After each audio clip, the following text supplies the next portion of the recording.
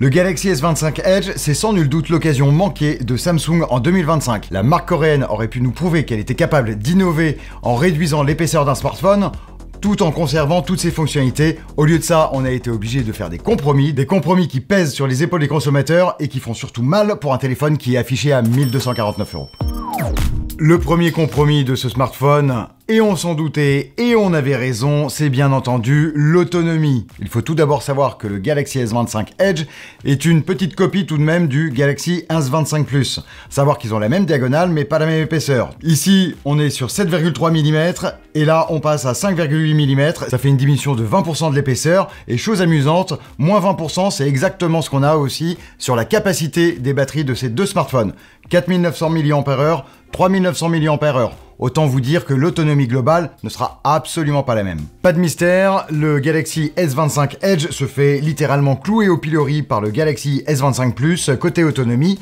En effet, nous avons pu mesurer avec notre partenaire SmartVisor une autonomie de 19h15 sur le Galaxy S25 Plus, alors que le Galaxy S25 Edge, eh bien, s'éteint au bout de 14h19, soit un delta de 5 heures qui équivaut à une différence de 25%. On retombe à peu près sur nos pieds par rapport aux 20% dont on parlait tout à l'heure. Alors ça, c'était le test théorique. On a également pris le Galaxy S25 Edge pour nous promener. Durant une journée en Italie, je suis parti le matin avec une charge pleine. J'ai pu prendre des photos, aller sur Instagram, faire quelques posts, etc. Mais en fin de journée, à l'heure de passer à table, eh bien, j'ai dû le laisser dans ma chambre, puisqu'en définitive, je n'avais plus de batterie. J'ai pris un autre smartphone pour passer ma soirée. Et c'est pas plus mal, parce que comme ça, j'ai pu profiter d'un meilleur appareil photo. On en reparle plus tard. Alors on pourrait se dire, ah d'accord, il est pas très autonome, mais au moins je vais le charger rapidement, comme ça je vais pouvoir reprendre un petit peu d'autonomie en 5 minutes de charge, juste avant de sortir de chez moi. Spoiler, non, pas du tout. S25 Plus, 45 watts, et déjà c'est pas terrible, et on pointe toujours Samsung du doigt à cause de ça.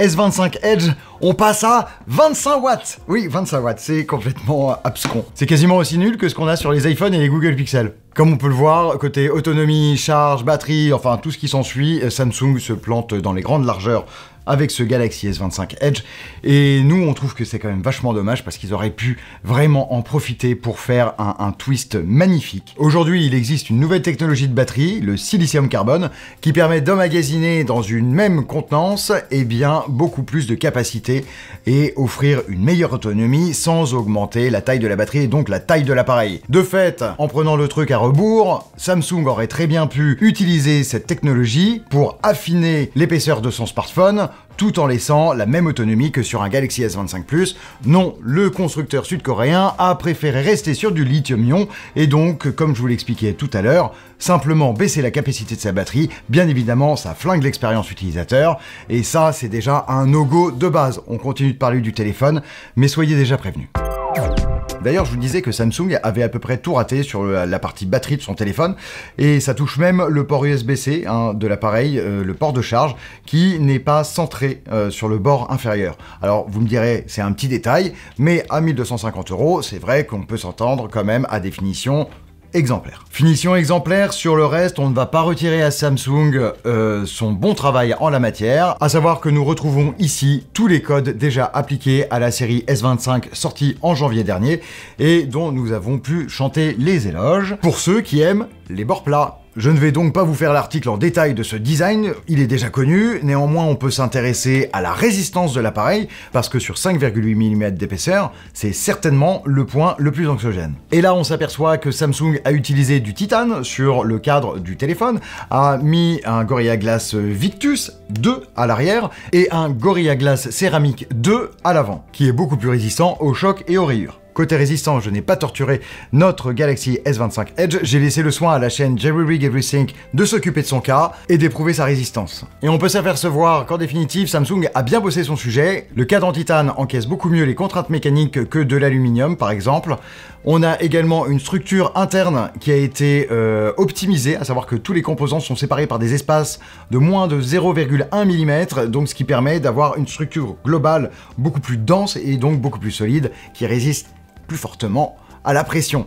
En forçant très fort, on pourrait arriver à décoller légèrement le panneau arrière, mais cela n'abîmerait en rien le téléphone qui continuerait à fonctionner. Seule chose qu'il perdrait, sa certification IP68. En effet, de l'eau pourrait désormais s'y infiltrer. Maintenant, il y a un truc quand même un petit peu rigolo avec ce smartphone. C'est que c'est pas le plus fin du monde. Dès 2016, on avait déjà Motorola qui nous proposait le Moto Z, un smartphone qui mesurait 5,2 mm d'épaisseur. Oui, 5,2 contre 5,8. Ça, c'est déjà un premier point. Le second point, il est à trouver derrière, au niveau du module photo. Parce que si on mesure à ce niveau-là, on n'est plus du tout à 5,8. On s'aperçoit que le Galaxy S25 Plus est en définitive moins épais que le Galaxy S25 Edge.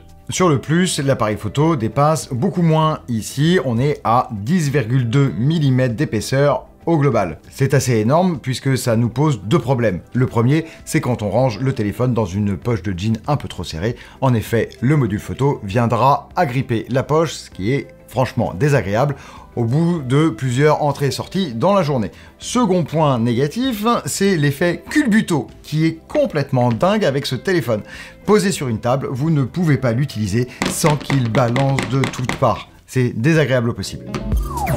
Alors ce module photo, puisqu'on le voit tellement dépassé, est-il au moins utile? Est-il vraiment performant? Alors déjà, on peut le voir, il n'y a que 2 œilletons dessus, il n'y en a plus 3. Non, Samsung en a sacrifié un, on conserve un capteur principal qui s'accompagne d'un ultra grand angle, exit donc le téléobjectif que l'on a sur le Galaxy S25 Plus. Pour faire passer la pilule, Samsung nous dit que son capteur principal, c'est le 200 mégapixels que l'on retrouve sur le S25 Ultra, et donc qui doit nous permettre de retrouver des photos zoomées en x3, x4 de qualité optique. Alors moi ce que j'ai fait, c'est que j'ai voulu vérifier les dires de Samsung, et puis j'ai pris mes 2 téléphones et je suis allé me promener pour prendre des photos de même scène avec les 2 téléphones pour ensuite les comparer.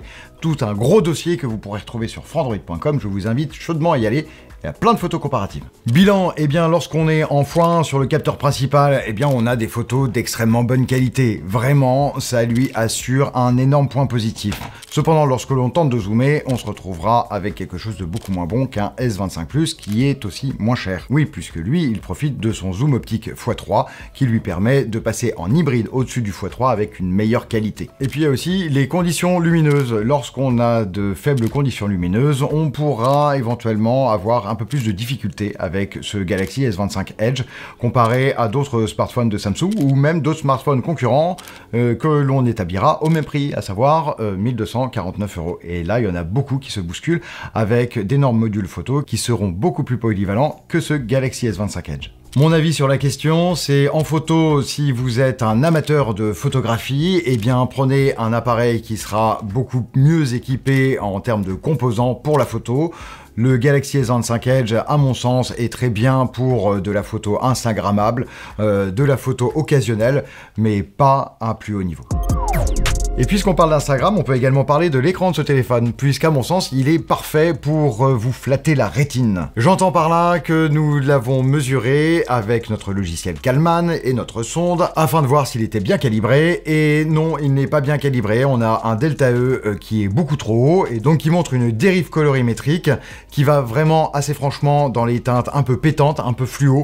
Voilà, donc ce qui donne un affichage très agréable à l'œil, mais également très éloigné de la réalité. Cette colorimétrie très Samsung-esque s'accompagne néanmoins d'un point blanc assez neutre. On s'approche pas mal des 6500 Kelvin.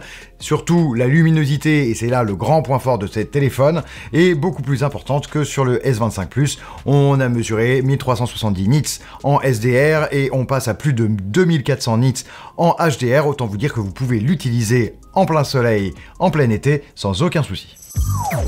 Et là, on peut désormais passer aux performances, et je vous dirais que l'écran était sans nul doute le sursaut positif de ce téléphone, puisque avec les performances, on redescend encore d'un cran. Comment ça, le Galaxy S25 Edge avec son Snapdragon 8 Elite ne parvient pas à tenir le haut du tableau? Alors, si, ne vous inquiétez pas, il est super performant, il n'y a aucun souci là-dessus. En revanche, comparé aux autres téléphones qui sont pourvus du même SoC, de la même puce, eh bien, il va être un petit peu en deçà dans les benchmarks. Et ça, c'est dû tout simplement à la grande finesse de l'appareil avec 5,8 mm d'épaisseur. On aura moins de place pour avoir une grande chambre à vapeur et donc un système suffisamment performant pour le refroidissement de la puce. De fait, en une heure de stress test, on perd entre 30 et 40% des performances du processeur qui va s'auto-brider afin de limiter la chauffe extérieure de l'appareil, la chauffe de la puce et la chauffe aussi de l'ensemble des composants. Ça nous permet aussi, alors ça c'est un point positif, de voir que le téléphone ne chauffe pas outre mesure à l'extérieur. On va pas trop se brûler les doigts, on approche des 50 degrés, mais on n'y est pas encore totalement. On est plutôt aux alentours de 45 degrés sur une zone très ciblée à côté du module photo arrière. Bilan, faut-il l'acheter le S25 Edge? Eh bien, tout dépendra de votre usage du téléphone. Si vous êtes comme moi et que vous êtes un petit peu geek sur les bords, un amateur éclairé dirons-nous, eh bien non, filez chez la concurrence ou prenez un S25 Plus, ce sera moins cher et vous serez mieux servi. En revanche, si vous êtes fashion, amateur de mode et que le design importe énormément pour vous, vous trouverez en ce produit un appareil tout à fait singulier sur son épaisseur. En 2025, alors ça c'est valable pour l'instant, puisqu'en septembre prochain, Apple présentera normalement son iPhone 17R, concurrent direct de ce Galaxy S25 Edge, Apple ayant encore aujourd'hui une aura un petit peu plus grande que Samsung. Mais sur la partie technique, nous l'avons vu en long, en large et en travers, l'autonomie c'est pas bon, la photo il y a mieux ailleurs, les performances ça dégringole, le design on en est content, il casse pas. Ça c'est pas mal. Le logiciel c'est du Samsung, on fonce les yeux fermés, et l'écran n'est là que pour vous flatter la rétine. Bref, pas de quoi vendre du rêve, surtout rappelons une fois de plus à 1249 €, vous aurez vraiment beaucoup mieux ailleurs. Voilà, c'est tout pour moi. Merci beaucoup d'avoir suivi ce test du Galaxy S25 Edge. J'espère qu'il aura pu vous éclairer sur ce nouveau produit qui se voulait complètement novateur, sur lequel reposait beaucoup d'espoir et qui en définitive est assez décevant. Une occasion manquée, comme nous avons pu le dire. Dommage, espérons peut-être un Galaxy S26 Edge qui, lui, saura prendre les bonnes décisions pour se positionner en leader sur le marché des smartphones de 2026. D'ici là, portez-vous bien, n'hésitez pas à activer la cloche de notification, à nous laisser un petit commentaire également, s'abonner c'est pas mal non plus. Je vous dis à bientôt, c'était Edouard, salut!